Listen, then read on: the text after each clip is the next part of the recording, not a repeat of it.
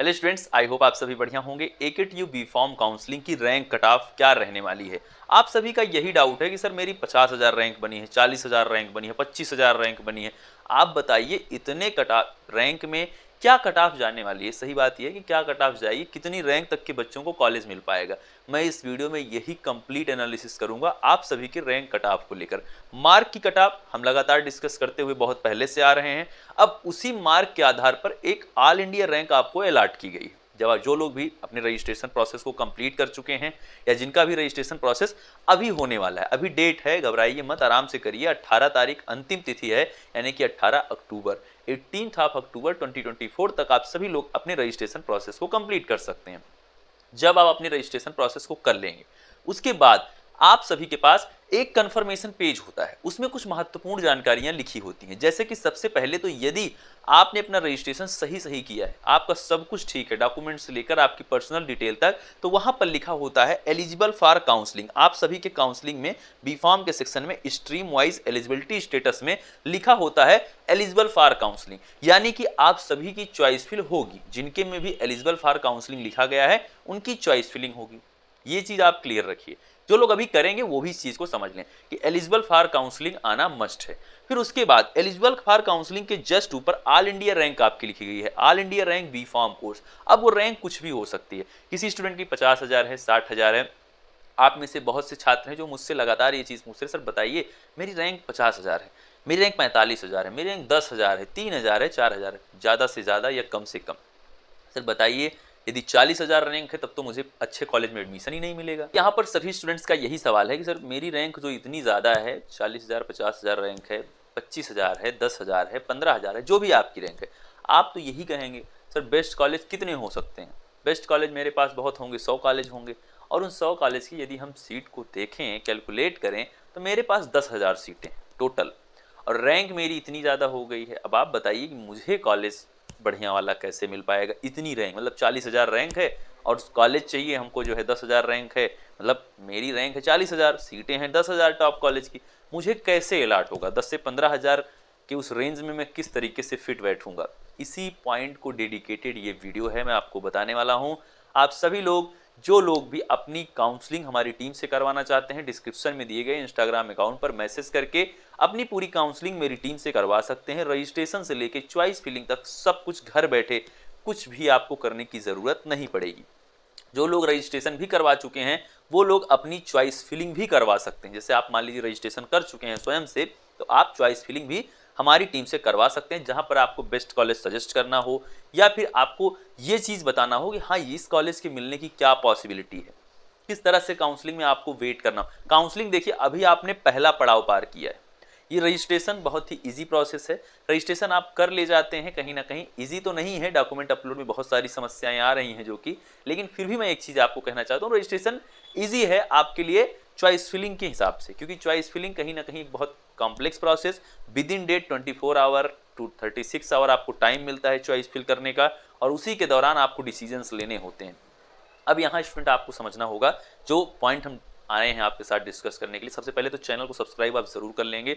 यदि आप AKTU B farm counselling कर रहे हैं, फ्यूचर में भी जब आप कॉलेज में पढ़ेंगे तब भी इस चैनल पर आपके पूरे फर्स्ट सेमेस्टर का सिलेबस कंप्लीट करवाया जाएगा, सब कुछ। यदि आपके यहाँ कुछ भी दिक्कत आ रही है, आप बहुत आसानी से हर सब्जेक्ट को नोट्स प्रोवाइड किया जाएगा फ्री ऑफ कॉस्ट। इसी चैनल पर आपको पीडीएफ में आपको पढ़ाया जाएगा। आपकी पूरी क्लासेस फर्स्ट सेमेस्टर की इस चैनल पर चलेंगी। जैसा कि सेशन लेट हुआ है तो हमारी जिम्मेदारी है कि आपका पूरा सिलेबस इस चैनल पर कंप्लीट करवाया जाए। बिल्कुल निश्चिंत हो जाइए, आप पूरा फर्स्ट सेमेस्टर इस चैनल पर पढ़वाऊंगा और सारे क्वेश्चन वहीं से आएंगे।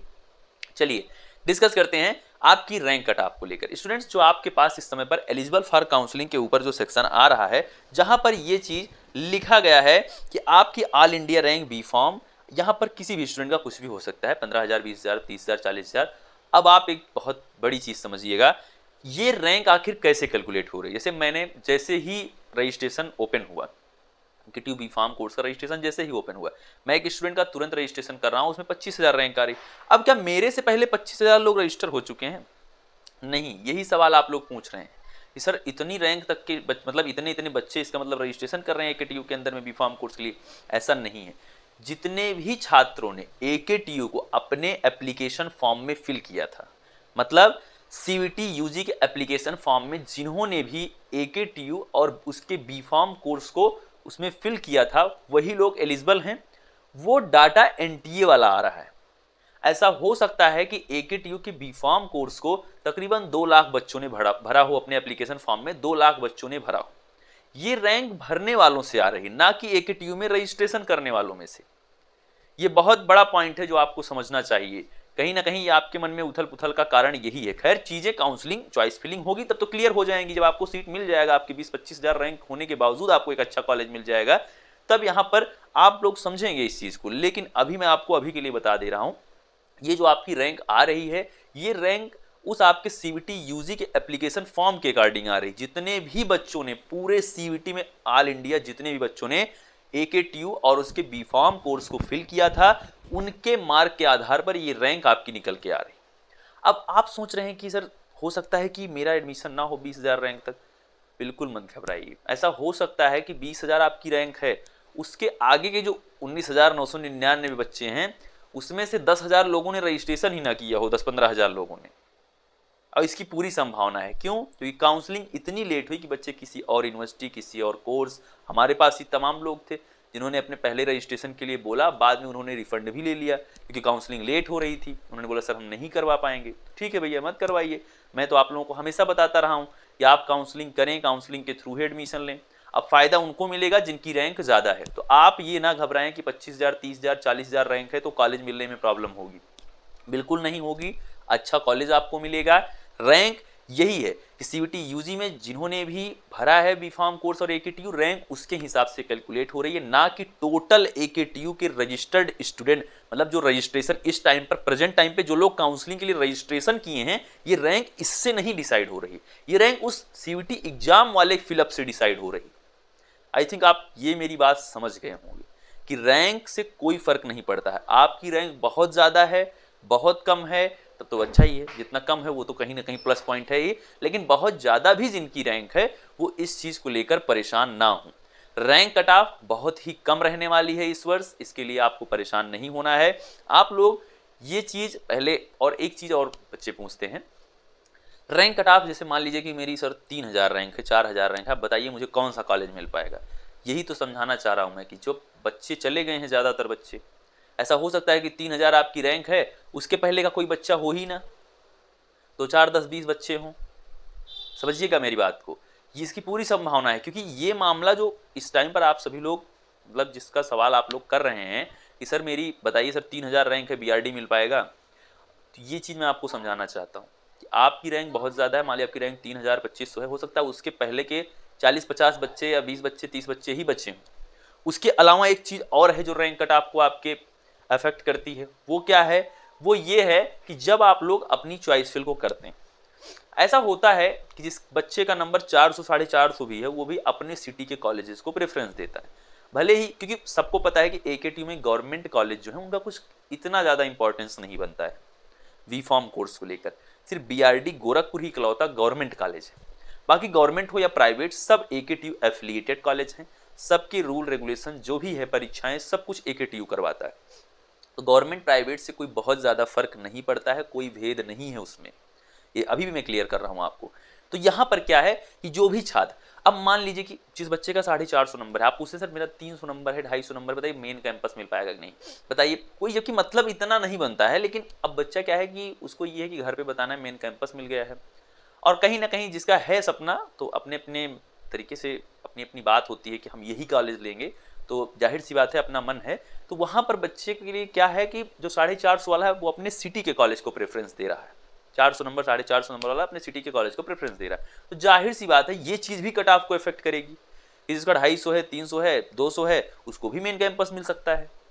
ये चीज़ कट ऑफ जो है वो कोई इस तरह से हवा में बात नहीं कर सकता है, ना कोई वेबसाइट, ना आप, ना हम, कोई नहीं कर सकता है। बच्चा आखिर इंटरेस्टेड किस कॉलेज में है, वो उस कॉलेज में नहीं इंटरेस्टेड है जिसमें 150 वाला इंटरेस्टेड है।